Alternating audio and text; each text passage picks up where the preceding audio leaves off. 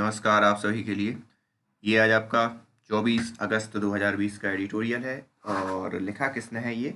श्याम शरण जी ने लिखा है। ये 2002 2004 से, जहाँ तक 2004 से 5 या 2002 से एम्बेसडर भी रहे हैं।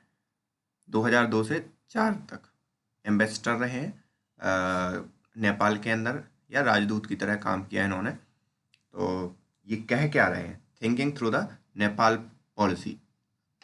सोचो आप नेपाल पॉलिसी के थ्रू कि आप क्या करना चाहिए, क्या नहीं करना चाहिए। ये पूरा का पूरा एडिटोरियल उसी पे बेस्ड है।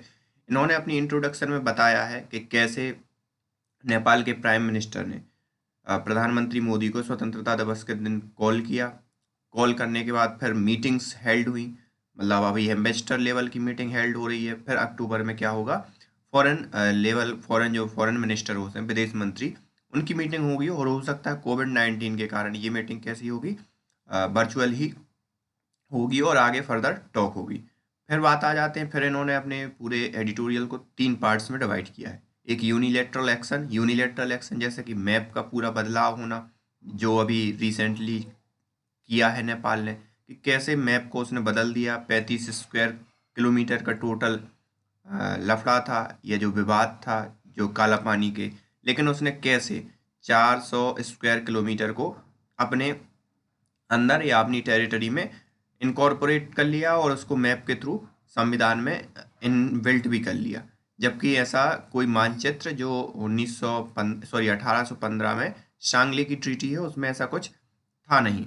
फिर बात आती है जियोग्राफिकल बाउंड्री की, तो वो अलग अलग है। कैसे आपने समय समय पर रहते हुए भी आपके सक्सेसर आए, आपके राजा आए, आपने 1857 में आपने ईस्ट इंडिया कंपनी का सहयोग भी दिया, और उसके बाद भी जब आपने वहाँ पे चाइना से डर कर उसी एरिया में आपने भारत से मदद मांगी, तब भी आपने ये नहीं कहा कि वो हमारा रीज़न है। फिर एकदम से आपको क्या हो गया कि आप ये सब बोल रहे हो। अब हिस्ट्री और ये तो ये हो गया आपका जियोग्राफिकल बाउंड्री के अंतर्गत। फिर हिस्ट्री एंड टाई, जो इतिहास है और जो टाई है, इसमें भी मोस्टली उन्होंने वही चीज़ें बोली हैं। और फिर उन्होंने ये कहा कि अब हो सकता है तुम्हें, अब नेपाल से ही कहा है कि हो सकता है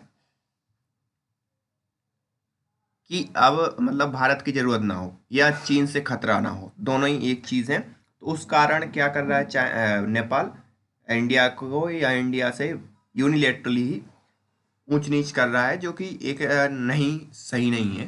तो ये पूरी की पूरी व्यवस्था है इस आज के एडिटोरियल की। तो चलिए स्टार्ट करते हैं कि क्या कह रहे हैं डिटेल में। थोड़ा सा एक ओवरव्यू ये आपका हो गया है। On August 15, Nepal Prime Minister KP Sharma Oli made friendly gesture toward India by telephoning Prime Minister Modi to convey greeting on India's Independence Day। 15 अगस्त के दिन नेपाल के प्राइम मिनिस्टर ने प्रधानमंत्री मोदी को फ़ोन किया और बधाइयाँ दी स्वतंत्रता दिवस की टेलीफोन पर। और ये एक फ्रेंडली, मतलब जो अभी वर्तमान के हैं केपी शर्मा ओली, उन्होंने ही यही किया। और ये एक फ्रेंडली जेस्चर शो किया इंडिया के रिगार्डिंग। और दिस शुड बी वेलकम, और इसे वेलकम करना भी चाहिए हमारे लिए, इंडिया के अगर रिगार्डिंग देखा जाए या इंडिया के परिप्रेक्ष्य से देखा जाए तो। This was followed by meeting of India Nepal joint project monitoring committee on August 17 chaired by Indian ambassador to Nepal and Nepal foreign secretary. तो नेपाल के जो उसका फिर परिणाम क्या हुआ, फॉलोड बाय, मतलब इस जेस्चर का परिणाम क्या हुआ कि एक कमेटी गठित की गई, किसकी? जो एम्बेसडर हैं इंडिया के और जो नेपाल के फॉरेन सेक्रेटरी हैं उनकी, दोनों की एक मीटिंग हेल्ड हुई। कब? 17 अगस्त को। और जिनको चेयर इन दोनों ने किया। The committee was set up to review progress in the large number of bilateral corporation project. जो ये द्विपक्षीय प्रोजेक्ट हैं उन सब का क्या करेगी, क्या प्रोग्रेस हो रही है, और रिव्यू करेगी उन सब चीज़ों का जो भी बायलैटरली जो प्रोजेक्ट चल रहे हैं, बायलैटरली जो रिलेशन हो रहे हैं उन सब का।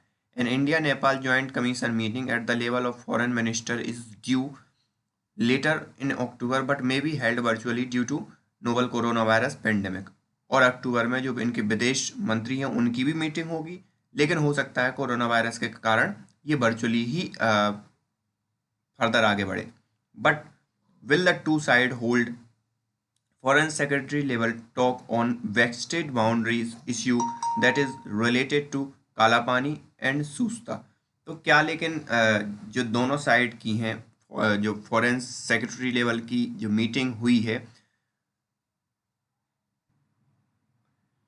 तो वो क्या जो कालापानी और सूस्ता मतलब जिससे ये विवाद पूरा का पूरा उत्पन्न हुआ है, उस पर होंगी क्या? तो ये बोल रहे हैं कि क्या उस पर होंगी, क्योंकि ये क्या है, दोनों के जो प्रोजेक्ट हैं, बायलैटरल जो प्रोजेक्ट हैं, उस पर अभी बात हो रही है। तो इनका कहना है कि अब कालापानी और सूस्ता पर मतलब बात होगी कि नहीं होगी, या उस पर ये लोग चर्चा करेंगे कि नहीं। दोनों ही एम्बेसडर लेवल की जो बात है वो बेस्ट मतलब जो झगड़े का जो कारण है, जो बाउंड्री इशू है, बाउंड्री इशू तो आप समझ गए हो, इशू मतलब जो भी इरादा है या जो भी है, मतलब नहीं नहीं नहीं इरादा नहीं, मुद्दा। ठीक है, यूनिलेटरल एक्शन नेपाली साइड। अब यूनिलेटरल एक्शन मतलब एक पक्षीय उन्होंने क्या कर लिया, एक्शन ले लिया है। एक पक्षीय एक्शन मतलब क्या कहलाता है, जैसे कि नेपाल ने किसी भी टाइप से इंडिया से कंसल्ट नहीं किया, और ये किस किस के बारे में था, इंडिया और नेपाल के बारे में था। तो नेपाल ने जो अपने ही लेवल पे एक चीज़ वो कर ली, तो उसे कहते हैं यूनिलेटरल एक्शन। जैसे चाइना यूनिलेटरली हमारी बाउंड्री में घुस रहा है बगैर इंडिया के कंसल्ट किए, बगैर उसके कंसल्ट किए ही उसने सेना लगा दी, तो ये एक यूनिलेटरल एक्शन कहलाता है। तो unilateral action, the Nepali side has upset the Apple cart taking series of unilateral action. Nepal अब क्या है यहाँ पे, एप्पल कार्ट, एप्पल कार्ट मतलब होती है जो सेब की टोकरी। तो अपसेट कर दिया है नेपाल ने। अपसेट कैसे कर दिया, जैसे आप एप्पल की टोकरी सिर पर रखते हो तो आप दोनों हाथ का सपोर्ट देते हो कि नहीं, ऐसा तो है नहीं कि एक उससे। तो इन्होंने क्या किया, यूनिलेटरल एक्शन लेके उसको एक तरफ से ढकेल दिया, मतलब अपसेट कर दिया है एप्पल कार्ट को, सेव की टोकरी को। आप समझ गए होंगे कि दोनों के कारण, दोनों हाथों के कारण एप्पल की कार्ट जैसे टिकी रहती है, वैसे ही दो देशों के जो संबंध है वो दोनों देशों के उससे ही मजबूत रहते हैं। तो इन्होंने उस एप्पल कार्ट को क्या कर दिया है, डगमगा दिया है। A relatively minor dispute involving about 35 square kilometre of territory around the Kalapani spring was expanded to claim a large weight of Indian territory toward the east, measuring nearly the 400 square kilometer। तो इससे क्या हुआ है कि जो 35 kilometre का सिर्फ काला पानी रिलेटिवली माइनर था, रिलेटिवली मतलब अगर देखा जाए तो बहुत ही माइनर डिस्प्यूट था 35 स्क्वायर किलोमीटर का टेरिटरी का, अराउंड द काला पानी स्प्रिंग, काला पानी स्प्रिंग के चारों तरफ। लेकिन वो एक्सपेंड कर दिया गया इंडियन टेरिटरी के ईस्ट की तरफ, ठीक है, और उसको 400 किलोमीटर तक बढ़ा दिया गया नेपाल के द्वारा। ये सब यूनिलेटरली हुआ है। The expanded claim was incorporated into Nepal through उनको उसको इनकॉर्पोरेट किया गया। अब इनकॉर्पोरेट का मतलब होता है शामिल किया गया किसमें, नेपाल के उसमें, through the constitutional amendment and revised official map, और ऑफिशियल मैप को भी नेपाल ने खुद के रिवाइज कर लिया। India has been confronted with faith accomplished through the Nepal has conveyed its willingness to negotiate on the issue of foreign secretary level talk। India क्या है, कन्फ्रंट कर चुका है या उसका सामना हो चुका है इंडिया का, किससे, फेट अकॉम्पली, फेट अकॉम्पली मतलब जो चीज़ हो चुकी है। And through the Nepal has convey its willingness, और नेपाल ने कन्वे किया है अपनी बिलिंगनेस या अपनी इच्छा जाहिर की है किस चीज़ को, कि निगोशिएट करेगा issue of foreign secretary level talk को। India should be willing to engage in talk with Nepal on aspect of India Nepal relations. और इंडिया को भी बिलिंगनेस दिखानी चाहिए कि वो इंगेज करे इस टाइप की टॉक को, जो एस्पेक्ट होती है इंडिया नेपाल रिलेशन के regarding. But any talk on the Kalapani issue should be limited to the area which was originally subject of negotiation and Susta. लेकिन इनका कहना है कि वो 35 जो वर्ग किलोमीटर का है ना, जो 400 वर्ग किलोमीटर का कर दिया, तो इंडिया को लिमिटेड करनी चाहिए सिर्फ 35 वर्ग किलोमीटर वाली उस पर टॉक को, ना कि और ज़्यादा वो जो 400 खुद ही इंक्लूड कर लिया है unilaterally. The agree to talk, which include the unilateral change, will create a very bad precedent not only in India-Nepal relations but in managing India's border in general. तो अगर मान लो जैसे एग्री भी हो जाते हैं तो यूनिलेटरली जो चेंज किया गया है नेपाल के द्वारा वो क्रिएट करेगा एक बहुत बुरी मिसाल, प्रेसिडेंट मतलब मिसाल, नज़ीर, जो भी बोलो आप, या एक उदाहरण, ना केवल इंडिया नेपाल रिलेशन के लिए बल्कि इंडिया के जो बॉर्डर हैं मतलब सीमाएं हैं उनको मैनेज करने के हिसाब से भी एक बहुत बड़ी नौटंकी खड़ी कर दी है नेपाल ने। This is irrespective of Nepal presenting historical document और map which support its claim। और ये एक irrespective कदम है, मतलब कोई बगैर सोचे समझे उठाया हुआ जो नेपाल का कदम है कि प्रेजेंटिंग कर रहा है। वो क्या प्रेजेंट कर रहा है कि हिस्टोरिकल डॉक्यूमेंट दे रहा है, मैप और सपोर्ट, उस क्लेम को सपोर्ट करने के लिए। अब जो border which have been accepted by both sides for more than 100 years and which have also been reflected on their official map cannot be unilaterally altered by one side coming up with archival material which has surfaced in the meantime। तो जो border के मतलब accepted थे 100 साल से, जो दोनों ही देशों के बिटवीन जो बॉर्डर एक्सेप्टेड थे और रिफ्लेक्ट हो रहे थे दोनों के ऑफिशियल मैप में, उसको आप एकदम से यूनिलेटरली या एक पक्षीय तौर पर आप बदल नहीं सकते हो, ना अल्टर्ड कर सकते हो। अल्टर मतलब उसको प्लस माइनस कर सकते हो। Coming up with archival material लेके आ जाओ और कह दो कि नहीं हमें तो चेंज करना है, which has surpassed the mean time, जो कि सरपास्ड हो गए मीन टाइम या आने वाले दौर में या किसी दौरान, मतलब बदलते रहे जो चीज़ें, मतलब 100 साल या जो भी है। This would make national boundary unstable and shifting, और ये क्या करेगा कि सिर्फ और सिर्फ जो नेशनल बाउंड्री है उनको अनस्टेबल करेगा और शिफ्ट करेगा, एंड क्रिएट अवॉइडेबल कंट्रोवर्सी, और एक ऐसी कंट्रोवर्सी या ऐसे विवाद पैदा करेगा जिसे अवॉइड नहीं किया जा सकता, मतलब एक अनंत काल तक चलने वाले विवाद को उत्पन्न करेगा between countries as it is case now between India and Nepal. और एक ऐसी कंट्री के बिटवीन जब केस हो किसके, इंडिया और नेपाल के बिटवीन की जब बात हो। फिर बात आती है, ये तो अब इन्होंने होगा यूनिलेटरली एक्शन का। फिर अब ये जियोग्राफिक बाउंड्रीज में क्या बोल रहे हैं। The treaty of Sangli 1816 set up the Kali river as a boundaries between two countries in the western sector. अब क्या हुआ, 1816 में जो सांगली की ट्रीटी हुई थी उसमें काली रिवर को ही एक बाउंड्री के तौर पर देखा गया। 1816 की बात है, दोनों कंट्री के between in western sector. There was no map attached to treaty, और उस ट्रीटी में किसी भी टाइप का मैप भी अटैच्ड नहीं है कि ये निर्धारित करे कि भाई ये इंडिया और ये Nepal. Nepal is now claiming that the main tributary of Kalapani river rises east of Lipo Lake Pass from the Lipu-Yangdhura ridge line and hence should serve as the border। अब नेपाल क्या कह रहा है कि भाई रीपू लेक के जो ईस्ट से है, लीपू यांगधरा से, वहाँ से निकलती है, तो पूरा का पूरा वहाँ तक का जो रीजन है वो पूरा नेपाल को बिलोंग करता है। इवन इफ लेंथेस्ट ट्राइब्यूटरी में one principle for river line boundaries which is itself debatable, it is not the only one। तो यहाँ पे क्या है, इवन इफ जो लेंथेस्ट ट्राइब्यूटरीज है मे बी वन प्रिंसिपल, हो सकता है वो एक प्रिंसिपल हो सकती है रिवर लाइन बाउंड्री के लिए, मतलब जो मेन बहाव है या मेन लहर है या मेन हिस्सा है रिवर का, उसको आप वो कर सकते हो, लेकिन वो डिबेटेबल है। क्यों डिबेटेबल है, क्योंकि सांगली की ट्रीटी में ऐसा कुछ कहा नहीं गया, वो तो वेस्टर्न और ईस्टर्न, अब वहाँ पे दो हैं, तो आप दो में से किस चीज़ को उसके अंतर्गत लाओगे, तो ये बड़ा वो है। आपने कई उसमें देख लिया होगा, और अगर आपने ये सीरीज देख रहे हो तो आपको मालूम होगा कैसे दो हैं, वी शेप आकार की हैं और उसमें ईस्ट वेस्ट का गेम है। There are many boundaries which do not follow geographical principle, और यहाँ पे बहुत सी ऐसी बाउंड्रीज हैं जो ये फॉलो नहीं करती हैं जियोग्राफिकल प्रिंसिपल को एट ऑल।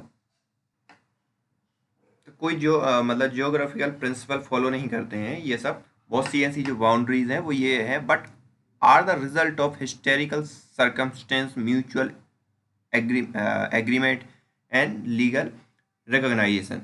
लेकिन क्या वहाँ पे म्यूचुअल मतलब ऐसी सर्कमस्टेंसेस, ऐसी मतलब रीज़न है या ऐसी व्यवस्था है कि जहाँ पे दोनों देश सहमत हैं और लीगल रिकॉग्नाइजेशन भी दिया है। मतलब इससे पहले जब से मैप नेपाल ने मैप चेंज नहीं किया था तब के से पहले की अगर बात है कि 100 साल से आप शांत हो, दोनों के म्यूचुअल रिलेशंस हैं, दोनों के प्यूपल टू प्यूपल अच्छे रिलेशंस हैं।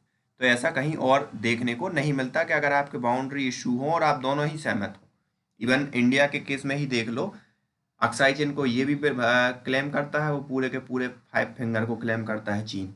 मतलब रिलेशन अच्छे हैं लेकिन ऑफिशियली तो करते हैं, लेकिन यहाँ तो सब सही था।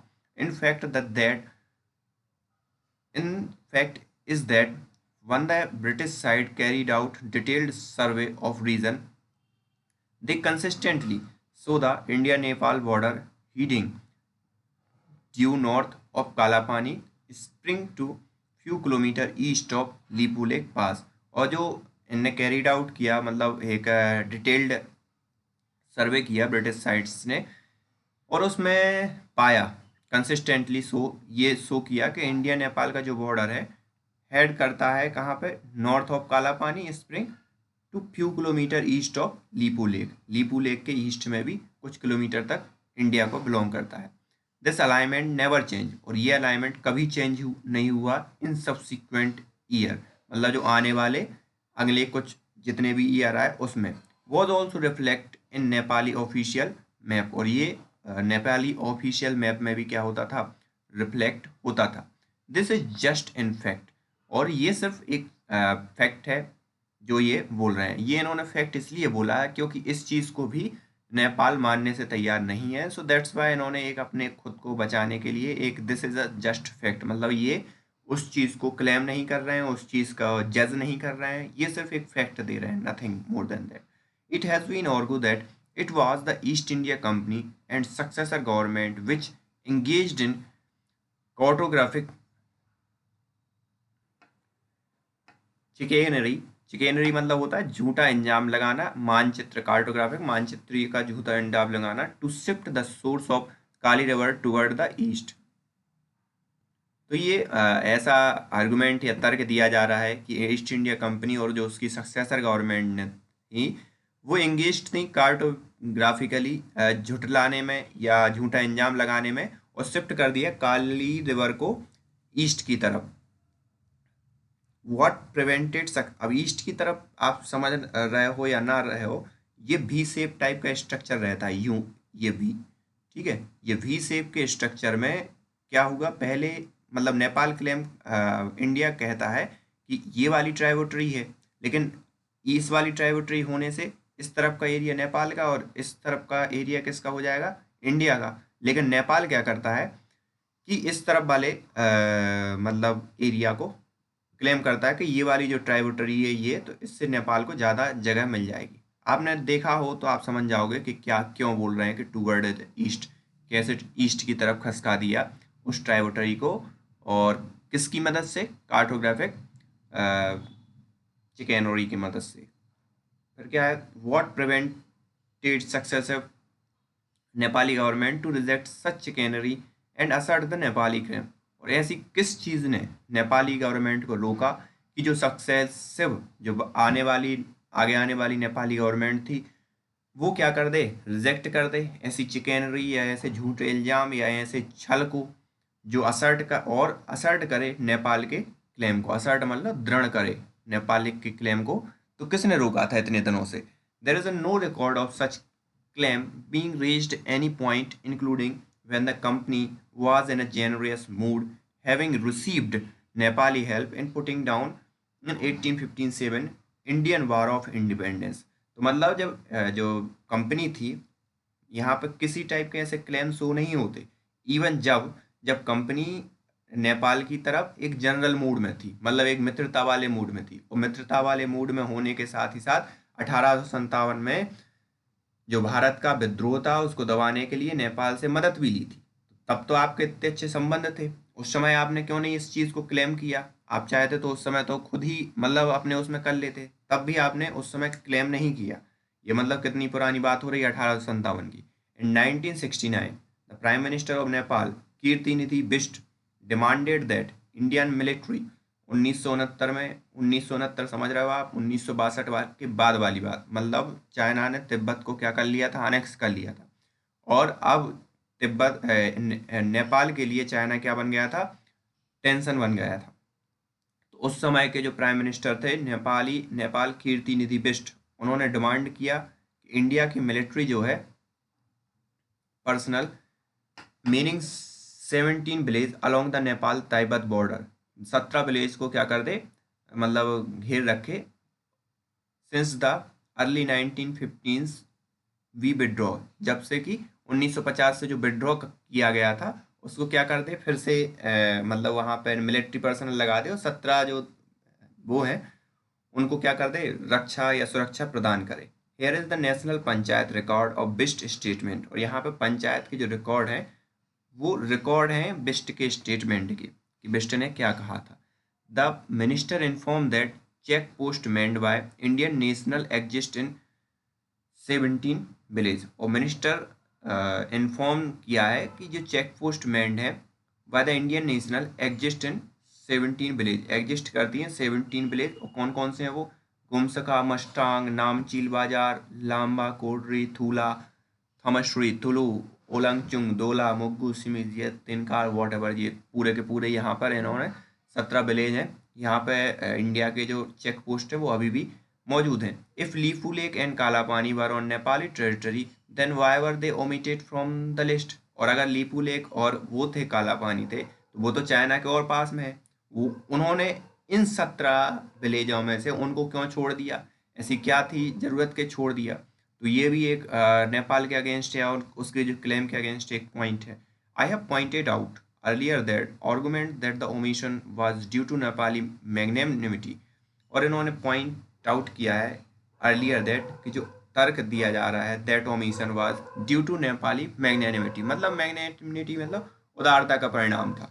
जो ओमिशन किया गया वो क्या थी, नेपाल की उदारता, taking into account India security concern, और इंडिया की सिक्योरिटी कंसर्न या सुरक्षा की हितों को ध्यान में रखते हुए तो इन सब चीज़ों को नेपाल ने वो किया। और साथ ही साथ किसके, चाइना के, मतलब कि इंडिया को चाइना से जो थ्रेट है तो नेपाल ने क्या उदारता दिखाई कि भाई वो उसके एरिया में रहने दो, नहीं तो इंडिया को नुकसान हो जाएगा अगर चाइना आ गया। तो ये एक हास्यास्पद लगता है कि नेपाल ने हमारे बारे में सोचा और दोनों के दोनों जो विलेज थे, लीपू लेक और कौन सा था, काला पानी, इन दोनों को उन 17 विलेजों में शामिल नहीं किया। तो नेपाल ये कह रहा है कि हमने उदारता दिखाई कि आप चाइना से लड़ लो या चाइना से वो कर लो। The withdrawal of Indian military personnel from the Nepal-Tibet border were precisely to win Brownie Point with China. और जो विड्रॉल हुआ इंडियन मिलिट्री का पर्सनल का जो नेपाल तिब्बत बॉर्डर से है वो एक विन था प्रिसाइजली, मतलब बहुत अच्छे ढंग से जीत की हुई brownie win point with China, मतलब चाइना को खुश करने का एक नज़रिया था। ब्राउनी पॉइंट होता है कि किसी को प्लीज करने के लिए आप कुछ काम करो, एक ब्राउनी पॉइंट था, एक क्रिटिकल बिंदु जो किसी को खुश करे with China. A convenient fact is that Chinese, at least since 1954, have accepted Lipu Lake Pass as being in Indian territory. और इनकन्वीनियंट, एक कन्वीनियंट फैक्ट ये भी है कि जो चाइना है, चाइना 1954 से ही एक्सेप्ट कर रहा है कि लीपू लेक पास किसको बिलोंग कर रहा है, इंडियन टेरिटरी को।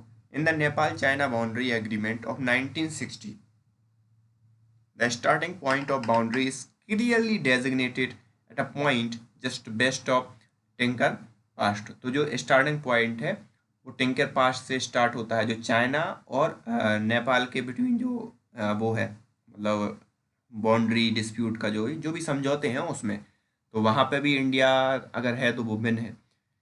हिस्ट्री एंड टाई, अब जो इतिहास है और जो संबंध है नेपाल के साथ, अब इस बारे में ये एक्सप्लेन करने में। In recent article the Hindu editorial page August 19 2020 Nepali journalist Kanak Mani Dixit advised Indian must try and understand why Nepal does not have an independence day.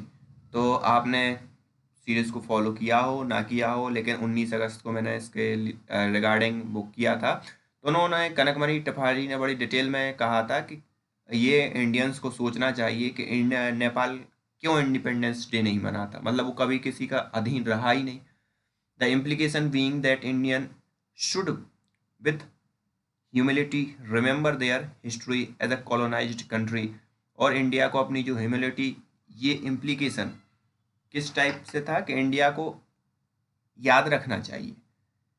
Humility, remember that history, अपनी इतिहास को याद रखना चाहिए। Colonised country while Nepal was always independent nation. उसी दौरान क्या है, नेपाल लेकिन इंडिपेंडेंट स्वतंत्र राष्ट्र था और आप पर ह्यूमिलेशन हो रहा था और कई चीज़ें हो रही थी। तो independence day has meaning for us because we engaged in long and painful struggle for independence from British colonial rule. और हमारे यहाँ स्वतंत्रता का मतलब ये है कि हमने बहुत एक लंबी लड़ी है ब्रिटिश गवर्नमेंट के खिलाफ अपनी स्वतंत्रता के लिए, और जो भी औपनिवेशिक या कॉलोनियल रूल था उसके लिए। We also recall that it was the ruler of independent Nepal which sent troop to fight alongside the East India Company mercilessly, मतलब दयाहीन भाव से, killing those who were fighting India's first war of independence। और साथ ही साथ हमें ये भी याद रखना चाहिए कि 1957 में नेपाल ने ईस्ट इंडिया कंपनी की मदद के लिए अपनी सेना भेजी थी, और वो उस सेना ने दयाहीन भाव से बहुत ही दर्दनाक तरीके से किलिंग किया था किसका, जो हमारे फ्रीडम फाइटर थे पहली लड़ाई में, पहले स्वतंत्रता जैसे कि हम लोग बोलते हैं उसके लिए, कि एक बहुत बड़ा स्वतंत्रता संग्राम था, पहला ऐसा था कि जिसमें इतने लोग इकट्ठे हुए थे। उसमें the same independent country was happy to receive reward chunk of Indian territory in the Terai through the treaty of 1861। और वही सेंट इंडिपेंडेंट कंट्री हैप्पी थी जब उसने रिवार्ड जो चंक था इंडियन टेरिटरी का एक्सेप्ट किया तराई थ्रू द ट्रीटी ऑफ 1861 की जो ट्रीटी हुई, उसमें इंडिया की जो टेरिटरी थी वो दे दी गई, मतलब उसके लिए। और इसी खुशी में 1857 में जो मदद की थी उसके रिगार्डिंग, तो उसमें कुछ नहीं है। If no agreement has superseded Sangli Treaty as it has been claimed, then perhaps the Naya Naya Mulk received after Nepal alliance with the company against Indian fighting for freedom should be restitute। तो जब से जो नया मुल्क बना तो उसमें क्या हुआ कि जो अलायंस रिसीव किया ऐसी कंपनी का जिन्होंने इंडिया के फ्रीडम फाइटर के अगेंस्ट लड़ाई लड़ी, ठीक है, शुड बी रेस्टिट्यूट, उसको फिर से क्या रिस्टोर करना चाहिए या फिर से उस चीज़ को पुनः जैसा था वैसा करना चाहिए। और शुड दिस ब्रांड ऑफ चिकनरी, चिकनरी मतलब झूठा इल्जाम, वी एक्सक्यूज मतलब माफ़ कर देना चाहिए, सिंस बेनिफिटेड नेपाल, जब से कि ये बेनिफिट हुआ है नेपाल के लिए। Reversing history selectively may tamping what it can open a Pandora's box which may have relatively negative consequence for the what Mr. Dixit rightly described as the most explanatory interstate relationship of South Asia। तो इनका reversing history मतलब अगर आप इतिहास में पीछे जाओगे उस सेलेक्टिवली वो करोगे तो मी सीम टेम्पटिंग,